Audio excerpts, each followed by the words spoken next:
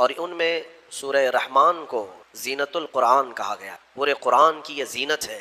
تمام صورتوں میں اس سورے کی جو زینت ہے وہ اپنی جگہ پر ہے. اس میں اللہ عز و جل نے اپنے بندوں سے مخاطب بار بار ارشاد فرمایا فَبِأَيِّ آلَاءِ رَبِّكُمَا تُكَذِّبَانِ.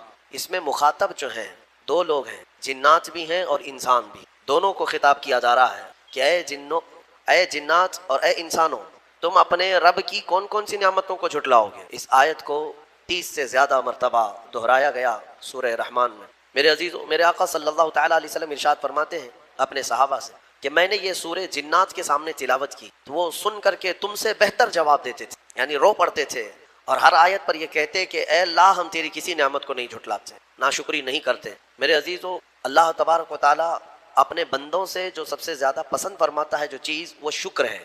اور شیطان اگر سب سے زیادہ کسی چیز سے تمہیں دور کرتا ہے تو اللہ کے شکر سے ہی، کیونکہ اس نے چیلنج کیا ہے اللہ تعالیٰ کی بارگاہ میں. آیت کا حصہ میں آپ کے سامنے عرض کرتا ہوں. اللہ تبارک و تعالیٰ سے اس نے کہا لَأَقْعُدَنَّ لَهُمْ صِرَاطَكَ الْمُسْتَقِيمَ ثُمَّ لَآتِيَنَّهُم مِّن بَيْنِ أَيْدِيهِمْ وَمِنْ خَلْفِهِمْ وَعَنْ أَيْمَانِهِمْ وَعَنْ شَمَائِلِهِمْ وَلَا تَجِدُ أَكْثَرَهُمْ شَاكِرِينَ. اللہ تعالیٰ سے چیلنج کرتے ہوئے کہتا ہے شیطان کہ مولا تیرے راستے پر میں بیٹھ جاؤں گا، سیدھے راستے پر. جو بھی اس پر چلے گا سیدھے راستے پر، میں کبھی اس کے دائیں جانب سے، کبھی بائیں، کبھی سامنے سے، کبھی پیچھے سے آ کر اسے ایسا ورغلاؤں گا کہ اے رب تو اپنے بندوں میں شکر کرنے والے نہیں پائے گا. شیطان بھی کس چیز کی وہ کر رہا ہے چیلنج میں؟ شکر کرنے والے نہیں پائے گا مولا تو. اور اللہ نے قرآن میں فرمایا وَقَلِيلٌ مِّنْ عِبَادِيَ الشَّكُورُ، میرے بندوں میں شکر کرنے والے بہت کم ہیں، بہت کم ہیں. اب جب رحمان فرما رہا ہے تو پھر یہ جو انسانوں کی تعداد ہے، کوانٹیٹی ہے، اس میں اگر پرسنٹیج نکالا جائے تو وہ انگلیوں میں گنے جاتے ہیں جو شکر کرنے والے لوگ. شکر اس کی اللہ تبارک و تعالیٰ نے فرمایا تم اگر شکر کرو گے لَإِن شَكَرْتُمْ لَأَزِيدَنَّكُمْ، میں زیادہ دوں گا.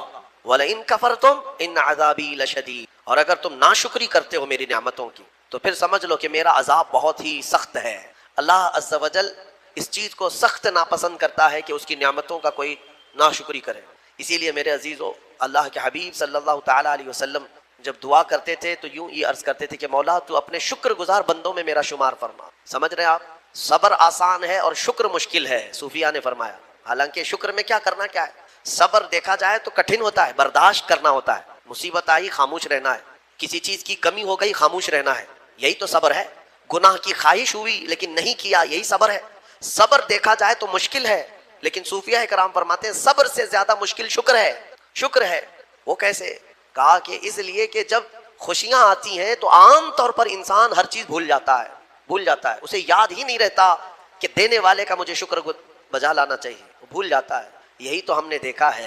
آپ تھوڑا سا تجزیہ کر کے دیکھ لیں اپنی زندگی میں، تھوڑا غور و فکر کر کے دیکھ لیں. ہمارے گھروں میں بھی جو کچھ بھی ایکٹیویٹیز ہوتی ہیں، جو معمولات چلتے ہیں، اگر گھر کے اندر کوئی مصیبت آئی تو آپ فاتحہ کروائیں گے، قرآن پڑھوائیں گے. میت ہو گئی تو کیا کریں گے؟ سب سے پہلے قرآن پڑھواتے ہیں. کسی کی بیماری ہو گئی، نزا کا وقت آیا، کسی کو بلایا، آپ قرآن پڑھوا رہے ہیں. بہت سخت بیمار ہے، پانی پڑھ کر کے پھکوا رہے ہیں. یہ ساری مصیبتوں کے وقت آپ قرآن یا عبادت کی طرف جا رہے ہیں، سجدہ کر رہے ہیں. لیکن کبھی شادی ہو رہی ہے، گھر میں بچے کا عقیقہ ہو رہا ہے، ولیمہ ہے، منگنی ہے، ان سب مواقع پر جو خوشیوں کے ہیں، کب قرآن خوانی ہوتی، کب قرآن پڑھا جاتا ہے؟ کیا رب ذوالجلال کی بارگاہ میں پہلے سے کوئی شکرانے کی محفل ہوتی ہے؟ بہت کم دیکھا گیا. موت پر، غم پر، بیماری پر دعائیں مانگی تو ضرور جاتی ہیں، قرآن پڑھا تو جاتا ہے، لیکن خوشیوں کے موقع پر بندہ بھول جاتا ہے. اسی لیے صوفیاء اکرام نے فرمایا شکر جو ہے یہ مشکل ہے، اور منافق شکر نہیں کر سکتا.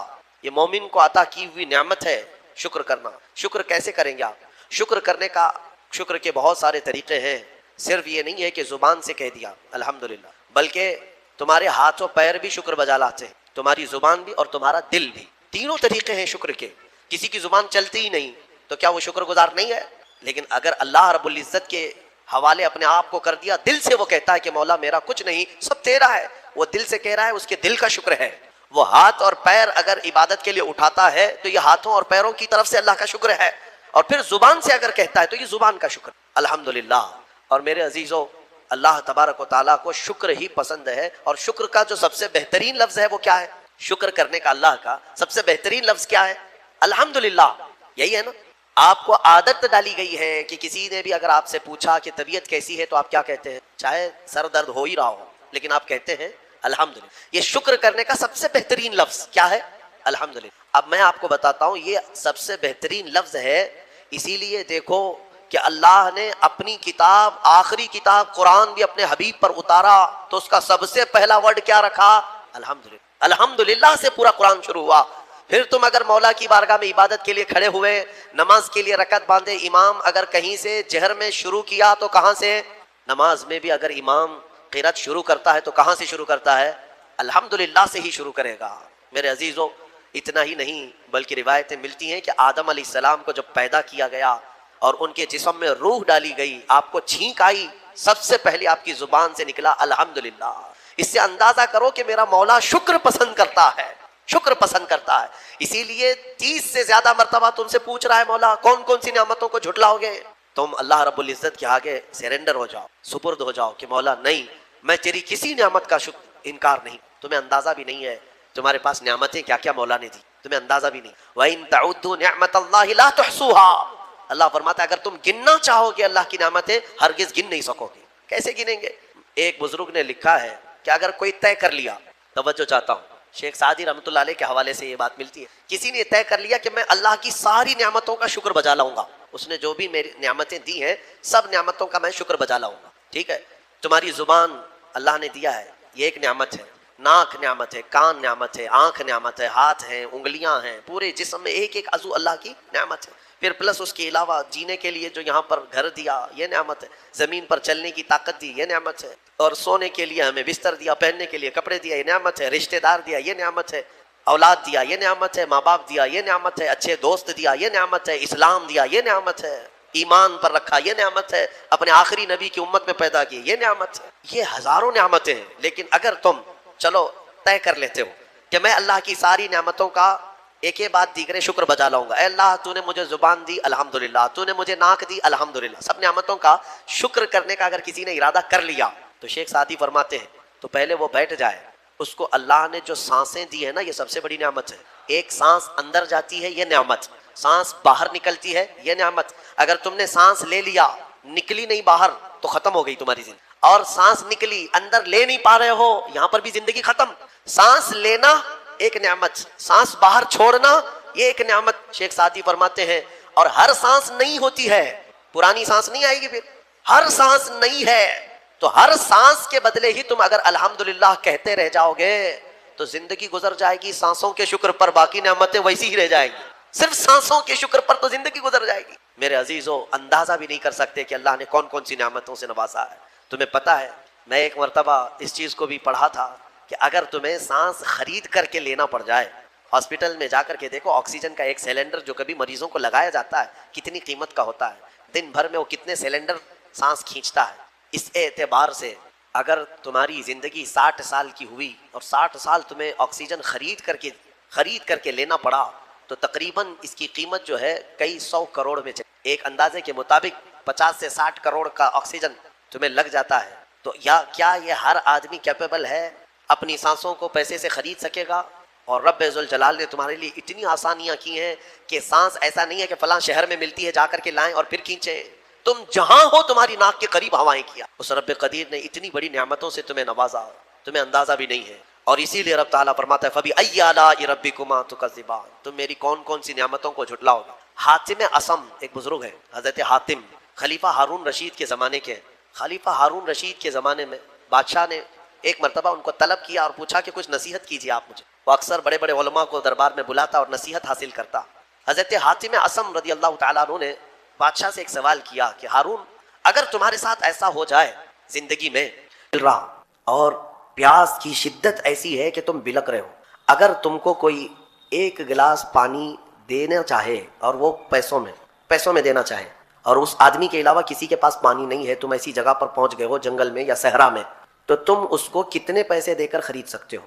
ایک گلاس پانی وہ بہت بڑی قیمت لگا رہا ہے، تم کو اگر بہت شدت کی ضرورت ہے تو تم کتنا مال دے کر کے خریدو؟ خلیفہ ہارون رشید نے کہا میں اپنی آدھی سلطنت بھی دینے کو تیار ہو جاؤں گا ایک گلاس پانی، کیونکہ ضرورت ہے انسان کی، جان بچانا ہے. تو حاتم اسم نے کہا ٹھیک ہے تمہیں پانی تو مل گیا. کبھی ایسا ہوا تمہاری زندگی میں تم نے پانی تو پی لیا، پیٹ بھر کر پی لیا، پیٹ بھر کر کے، لیکن پانی اب نکلتا نہیں ہے، باہر نہیں نکلتا پانی، کوئی صورت ہی نہیں ہے کہ تمہارا پانی باہر آئے، پیشاب بند ہو چکا ہے، کوئی ایک حکیم ایسا ہے جو تم سے یہ کہے کہ میں تیرے پیٹ کا پانی باہر نکال دوں گا تو اسے کتنی قیمت دے گا؟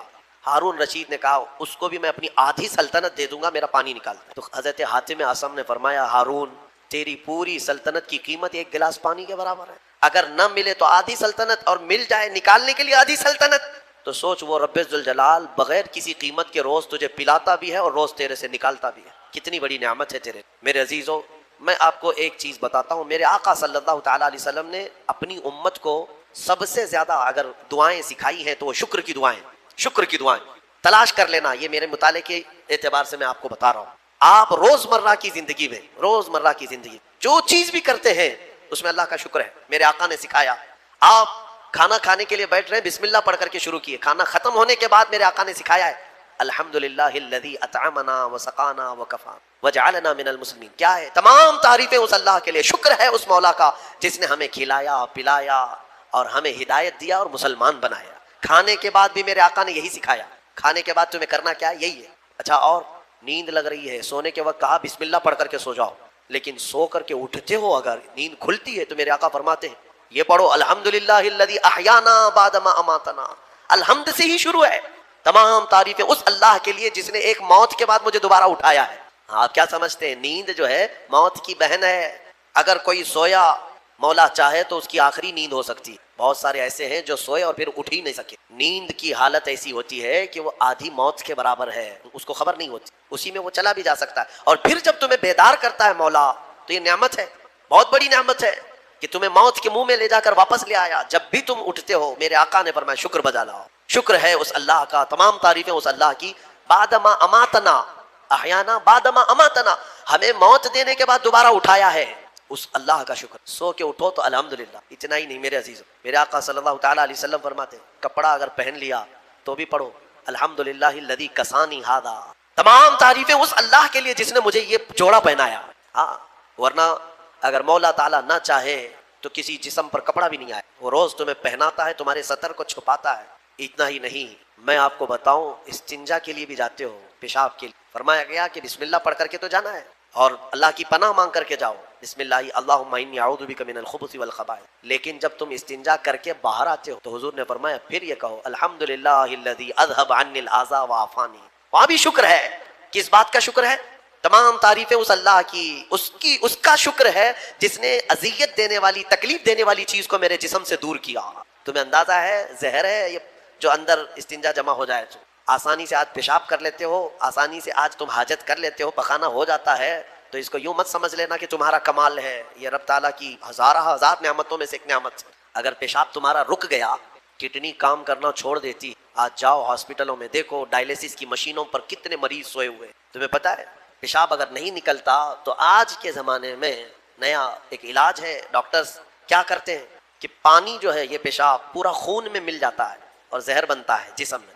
اگر ایک دن پیشاب نہیں ہوا تو پانی تمہارا جسم میں بھر جائے گا، اسی کو کریٹینن کا لیول بڑھنا کہتے ہیں، زہر بھر جاتا ہے۔ اب اس کو نکالے کیسے؟ باہر آتا نہیں، باہر آتا نہیں۔ ڈاکٹر اس کے لیے ڈائلیسس کی مشین بند، اس کو لٹاتے ہیں، کیا کرتے ہیں بڑی موٹی موٹی 2 سوئیاں یہاں حلق میں ڈالتے ہیں گردن کے پاس، یا پھر ہاتھ سے ایک پائپ جسم کا پورا خون نکالتا ہے اور مشین میں ڈالتا ہے، اور مشین فلٹر کرتی ہے، دوسرے پائپ سے فلٹر کیا ہوا خون اندر جاتا ہے، اور جو پانی ہے وہ مشین نکال کر کے باہر ایک ڈبے میں پھینکتی رہتی ہے۔ میرے عزیزو میں نے اپنی آنکھوں سے دیکھا ہے ایک بار ڈائلیسس کرنے کے لیے 4 گھنٹے لگتے، 4 گھنٹے لگتے، اور کئی مریض ایسے ہیں جن کو ہفتے میں 3 مرتبہ یہ کرنا پڑتا، اور ڈاکٹر ان کو ایک بوتل پانی دیتا ہے، لمیٹڈ پانی پینا، پورے 2 دن میں 1 لیٹر سے زیادہ پانی مت پیو۔ اللہ چاہ کر کے وہ پانی نہیں پی پاتے، چمچ سے پانی پیتے ہیں، ڈھکن سے پانی پیتے ہیں کہ زیادہ ہو گیا تو جسم میں نکلنے کی جگہ نہیں ہے۔ خیر یہ تو ڈاکٹرز نے پیشاب نکالنے کے طریقے تو اپنا لیے میرے عزیزو، لیکن اگر پخانہ نہیں نکلا تو اب تک اس کے علاج بھی نہیں ملتے، کھا لیا آپ نے، اگر یہ غلاظت نہیں نکل پائی تمہارے اندر تو پورے جسم میں یہ زہر بن کر کے پھیل جائے، موت کا سبب بن جاتا ہے۔ جب ہم بیت الخلاء میں جاتے ہیں اور پیشاب پاخانہ کر کے نکلتے ہیں تو تمہیں کیا لگتا ہے؟ میرے عزیزو یہ اللہ کی ہزارہ نعمتوں میں سے ایک نعمت ہے کہ اذیت دینے والی چیز کو اس نے ہمارے جسم سے ہٹایا ہے۔ اسی لیے مولا فرماتا ہے فَبِأَيِّ آلَاءِ رَبِّكُمَا تُكَذِّبَانِ، تم میری کون کون سی نعمتوں کو جھٹلاؤ گے؟ اچھا یہ تو نکلنے والی بات میں نے کیا نا، نکلنے والی بات، لیکن تمہیں پتا ہے تمہیں اگر کھانے کے لیے بھوک نہ لگے تو کچھ نہیں کر سکو گے۔ کھانے کی خواہش ہونا یہ اللہ کی نعمت ہے، بھوک لگنا یہ اللہ کی نعمت ہے۔ اچھا یہ بھی میں آپ کو بتا دوں، بھوک لگتی نہیں ہے کسی کو تو یہ مصیبت ہے، کھا ہی نہیں سکتا، بغیر بھوک کے وہ اندر لے بھی نہیں سکتا لقمہ۔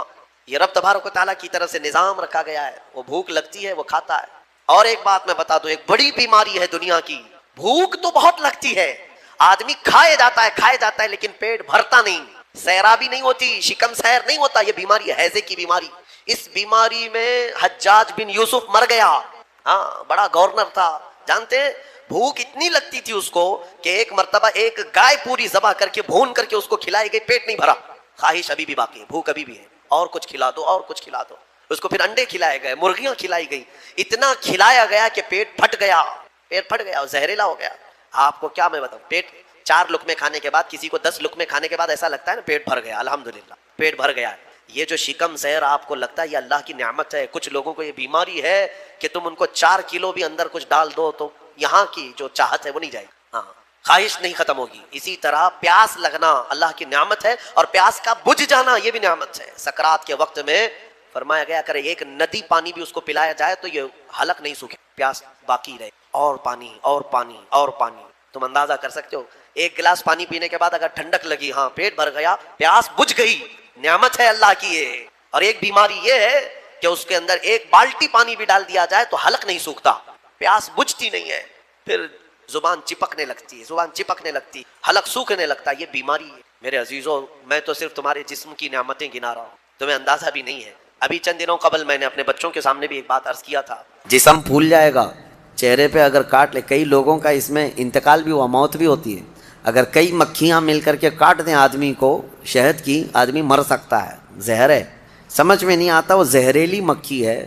اور پھولوں کا جو رس چوستی ہے اس میں سے آپ بھی چوس کے لا کے اپنے گھر میں تھوک کے دیکھو، گلاب کو چوس لو، موگرے کو چوس لو، چمیلی کو چوس لو، اور اپنے گھر کے ایک کٹوری میں تھوک کے دیکھو، بدبو ہی آئے گی۔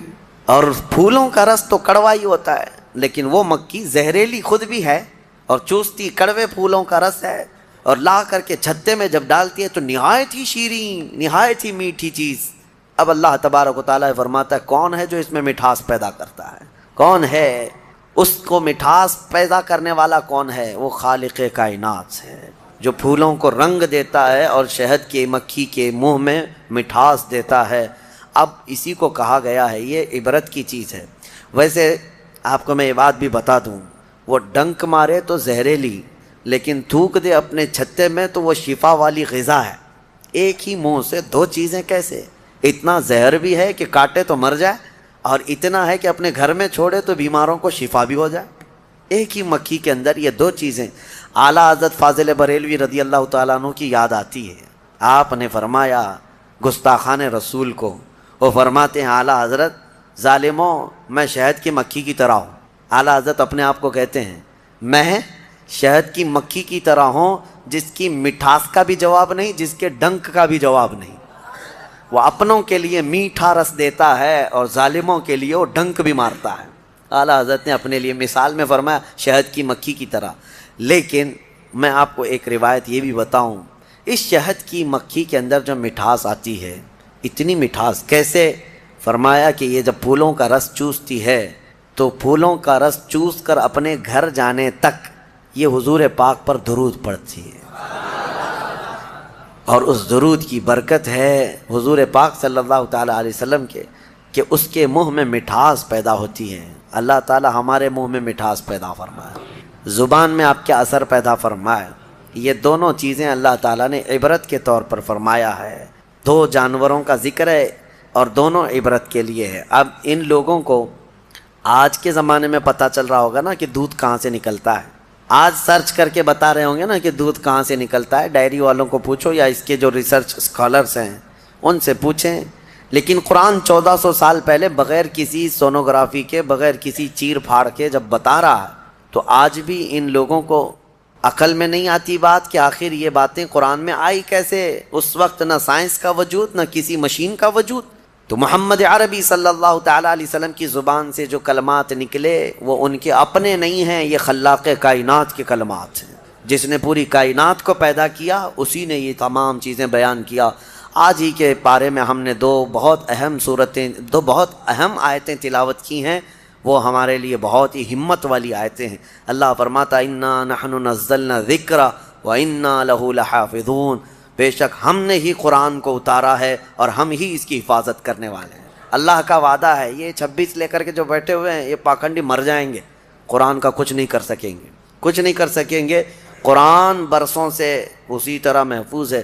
اچھا ایک بات میں آپ کو بتا دوں، ایک جاہل بدتمیز قسم کا ایتھیسٹ اٹھا سوال کرتا ہے، کافی پہلے کی بات ہے، کہا کہ کہتے قرآن کو اللہ ہی حفاظت کرتا ہے، اللہ ہی حفاظت کرتا ہے، لے جا کر کے اس نے ہاتھ سے جلا دیا۔ کہا میں جلایا، قرآن تو بچا نہیں۔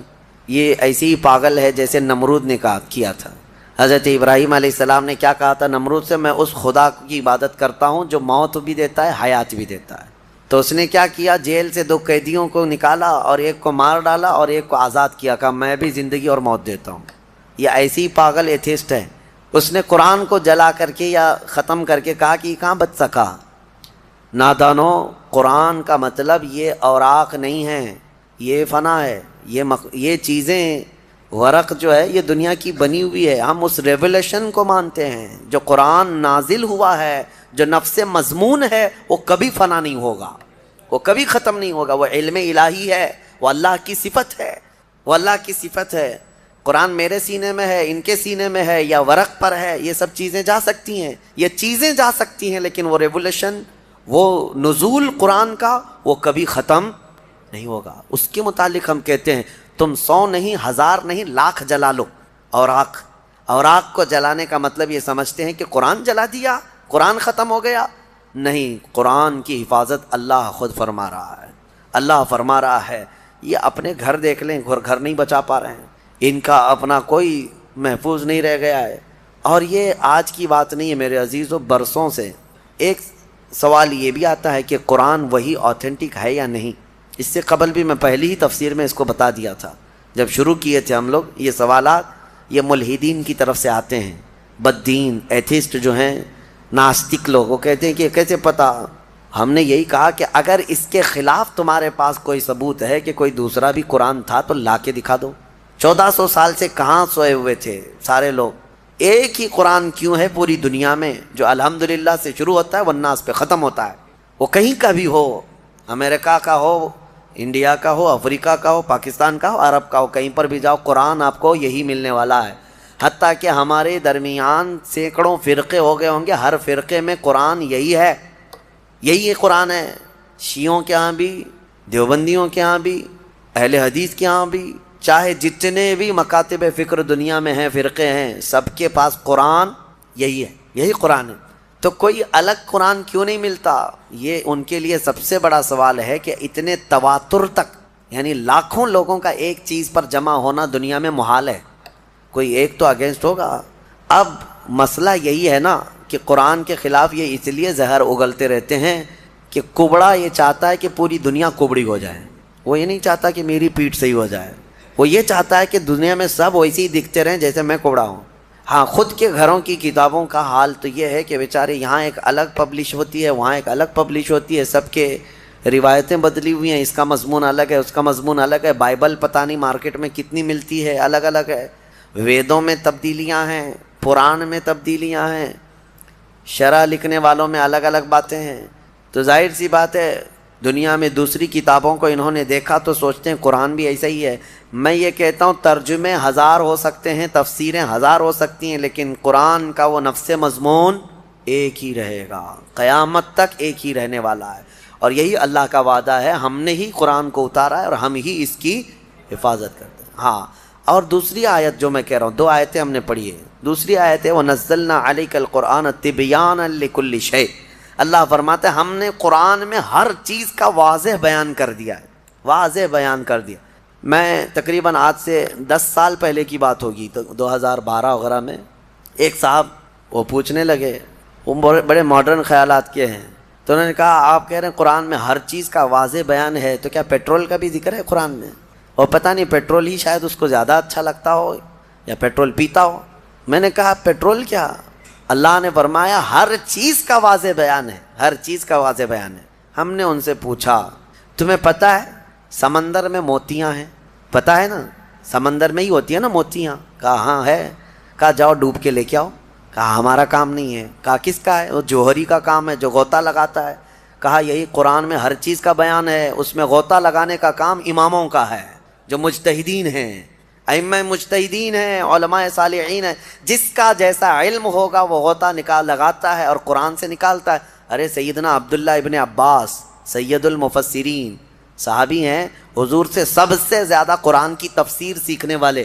وہ کہتے ہیں قرآن کے علم کے بارے میں, اگر میرے اونٹ کے گلے کی رسی بھی گم ہو جائے تو میں قرآن سے ڈھونڈ لوں گا. ہاں قرآن سے ڈھونڈ لوں گا. تو یہ ہر چیز کا واضح بیان ہے, لیکن یہ اپنے اپنے ظرف کی بات ہے, اپنے اپنے علم کی بات ہے. ہمیں پتہ ہے سمندر میں بہت سارے خزانے ہیں, لیکن ہر ایک کا کام نہیں ہے کہ سمندر میں جا کے موتیاں لے آئے. ہاں کچھ لوگ کوشش کر بھی لیں گے تو سیپیاں لا سکتے ہیں, سیپ لے لیں گے. موتیاں لانا اور وہ سب جانکار لوگوں کا, ماہرین کا کام ہوتا ہے. اسی طرح میرے عزیزو قرآن عظیم میں ہر چیز کا واضح بیان ہے. اس کا مطلب اب یہ بھی نہیں ایک فرقہ نکلا ہے اہل قرآن, ابھی ایک فرقہ ہے. انٹرنیٹ پر کتنے فرقے آئیں گے پتہ نہیں, ابھی 72 تو بہت پہلے ہی ہو گئے جو جہنم میں جانے والے تھے, ابھی آ ہی رہے ہیں, ان کی شاخیں پہ شاخیں ہو رہی ہے. اہل قرآن اور اللہ کی پناہ یہ اکثر جو ہے نا پاکستان سے نکلتے ہیں.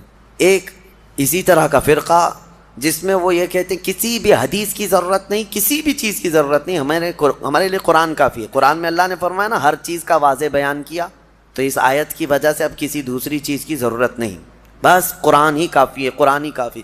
وہ دنیا کو ایسا گمراہ کرتا ہے آدمی, ہاں بات کرنے نہیں دیتا علماء کو, لیکن وہ لوگوں پر اپنے لچھے دار باتوں سے حاوی ہونے کی کوشش کرتا ہے. ہر چیز کا بیان قرآن میں, ہر چیز کا بیان قرآن میں. کافی سال پہلے ہمارے استاد گرامی حضور محدث کبیر رحمۃ اللہ ادام اللہ اقبالہ, آپ نے فرمایا تھا کہ آپ کا ایک اہل قرآن سے کسی سے مباحثہ ہو رہا تھا, ہر چیز کا بیان قرآن میں, ہمارے لیے قرآن کافی ہے. تو حضرت نے اس سے کہا کہ تو ٹھیک ہے, کتا کھانا کہاں ہے, کیا ہے بتائیے, حلال ہے کیا حرام ہے؟